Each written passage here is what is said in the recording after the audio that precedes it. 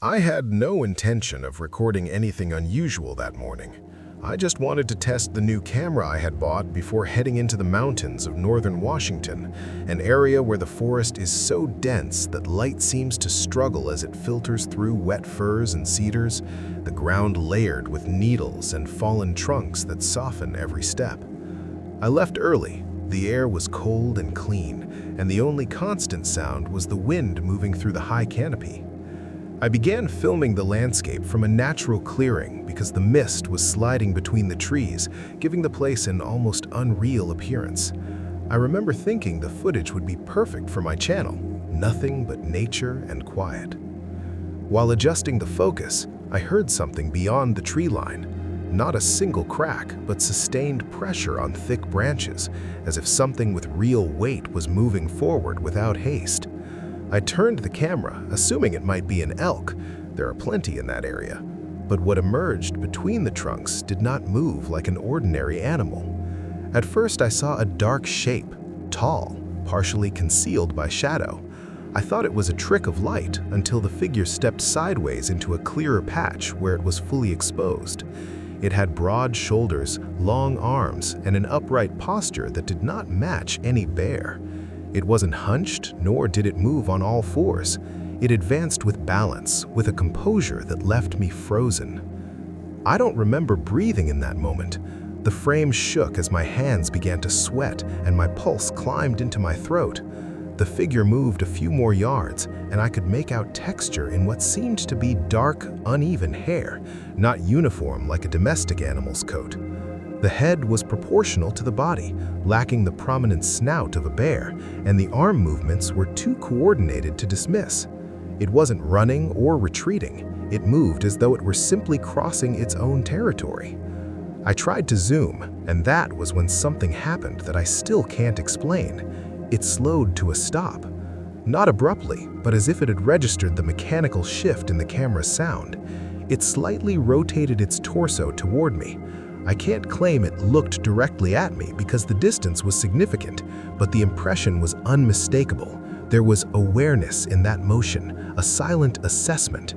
We were perhaps 30 or 40 meters apart, close enough to clearly distinguish its outline, but not close enough to see precise facial details.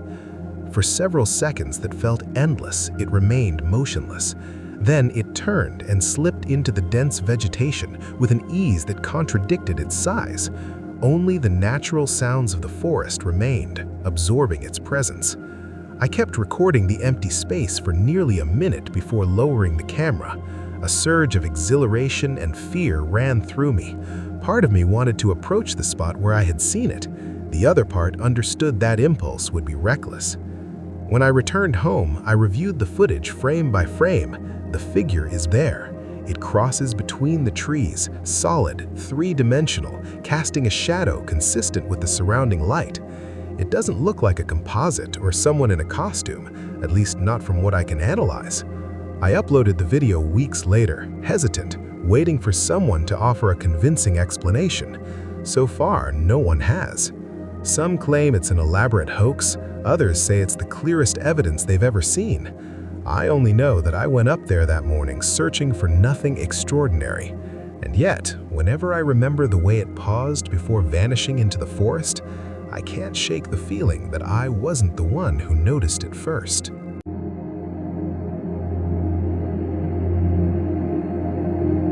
I was never particularly interested in stories about creatures in the woods. I grew up hearing them because my uncle worked for years as a park ranger in Washington and always had anecdotes about frightened hikers, impossible tracks, or nighttime sounds no one could quite identify. But I always assumed there was a logical explanation for everything. Last fall, I decided to hike a mountainous area west of Mount Rainier, a lightly traveled stretch where the signal disappears and the forest turns dense and damp, with slopes covered in tall ferns and moss-coated trunks that seem to absorb the light. I had my camera strapped to my chest because I was filming material for a small personal documentary about forgotten trails. The hike was calm during the first few hours, just the crunch of my boots and the distant echo of a stream descending the hillside. At one point, I came across a series of marks in the mud near the water, deep impressions, elongated, too large for any boot, and shaped unlike hooves. I crouched to film them, thinking they might belong to some kind of prank or perhaps a natural distortion in the ground, although their symmetry unsettled me. As I focused the lens, I noticed the forest's sound had shifted. It wasn't absolute silence, but there was a strange reduction in the constant murmur that usually accompanies any natural setting. I followed the trail of impressions a few more yards out of curiosity and because the camera was already recording. The improvised path climbed toward a tighter section where the trees grow close together and the ground is uneven. That was when I heard a sharp knock, like wood striking wood, coming from higher up the slope. I lifted my gaze and instinctively angled the camera toward the source of the noise. Between the trunks, I caught movement, a dark mass moving laterally with a steadiness that didn't match a bear climbing. The figure emerged enough for me to grasp its size. It was taller than any average person and remained upright as it advanced. It didn't seem hurried or disoriented. Each step was firm, avoiding obstacles without stumbling. I felt my mind trying to fit the image into something familiar, but nothing aligned completely. The proportions of the arms, the breadth of the shoulders, and the way it slightly tilted its head suggested intelligence, not simple animal instinct. I stayed still, holding the camera with both hands, aware that any abrupt movement could fracture the moment. The distance allowed the recording to capture its full outline, and yet every second felt as though the space between us was shrinking. At one point, it paused beside a fallen tree and rested a hand on the trunk, a simple gesture that felt deeply unsettling because it carried an absolute naturalness, as if it had always moved through that terrain. There were no signs of alarm or exaggerated curiosity, more a quiet recognition of the surroundings. It slowly turned its torso toward where I stood, and although I can't clearly describe its features, I had the unmistakable sense that it knew it was being observed. There was no threatening display, no immediate retreat, only a sustained pause that forced me to question who truly did not belong there. Then it continued uphill, and its outline blended with the vertical lines of the trees until it became indistinguishable. I remained there for several minutes, recording an emptiness that no longer felt the same. When I reviewed the footage later, I confirmed that the camera had captured every movement with surprising clarity. The figure appears consistent with the perspective, casts a shadow aligned with the light, and even shows vegetation reacting to its weight. I showed the video to two friends who work in editing, and they agreed it didn't look manipulated. Since then, I have returned to that place only once, without the camera, trying to convince myself it was a visual misinterpretation caused by distance and expectation.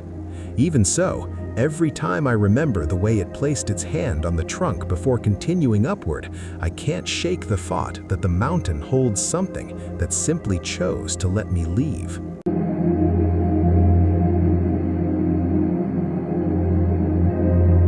I didn't tell anyone I was going up alone that weekend because I knew they would try to talk me out of it. The weather in the mountains of Washington shifts without warning, and that particular area north of the Cascade Range is known for steep slopes and thick fog that can disorient even experienced hikers.